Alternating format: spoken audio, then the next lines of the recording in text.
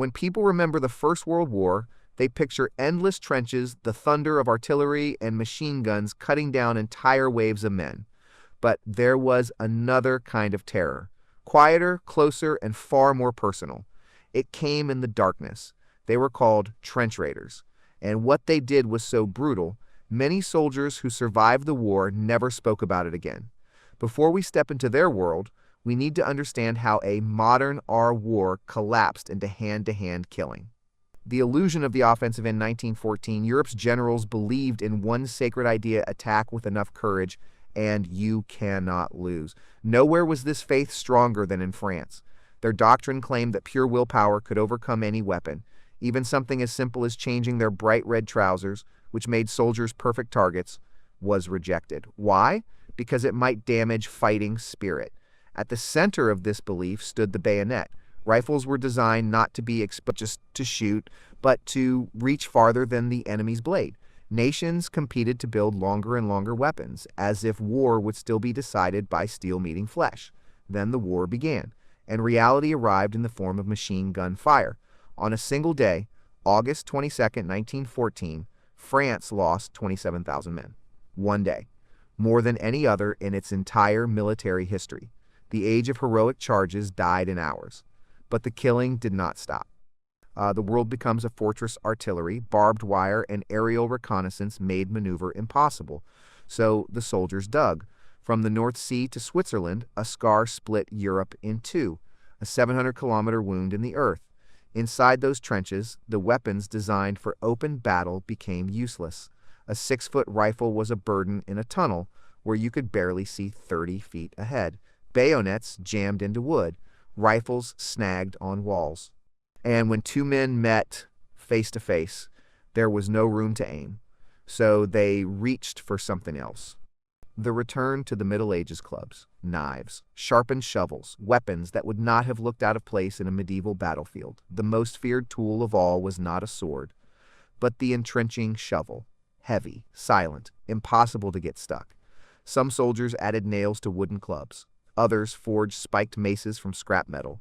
Faces were blackened, equipment wrapped to prevent noise. Every glint of metal could mean death, because trench raids happened at night. A crossing no man's land. Imagine crawling for hundreds of meters through mud and corpses, knowing that at any moment the sky might explode into white light, a flare. And if you moved, even slightly, machine guns would tear the darkness apart.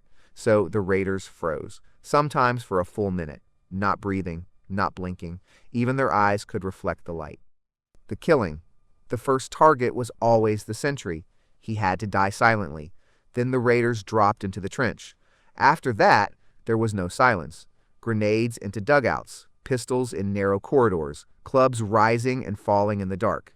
They had minutes before reinforcements arrived. Then they ran. And the journey back was often worse than the attack. Men got lost in the maze. Some jumped into the wrong trench and realized too late. Others were shot by their own side, unable to give the password in time. Many raids were never reported because no one returned. Why do it? Not to capture land, often just to grab one prisoner, to ask a single question: which unit is facing us? Thousands died for answers that fit on a piece of paper. Raids also had another purpose. In some sectors, enemies had silently agreed to let each other live, not to fire at mealtimes, not to shell latrines. So officers sent raiders to start the killing again. War had to continue. New weapons for a new kind of fighting. Revolvers replaced rifles. Shotguns turned trenches into slaughterhouses. And then came a weapon that changed everything: the submachine gun.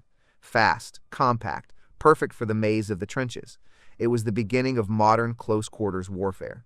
From raiders to stormtroopers, the Germans took the idea further. Instead of attacking everywhere, they attacked where it mattered.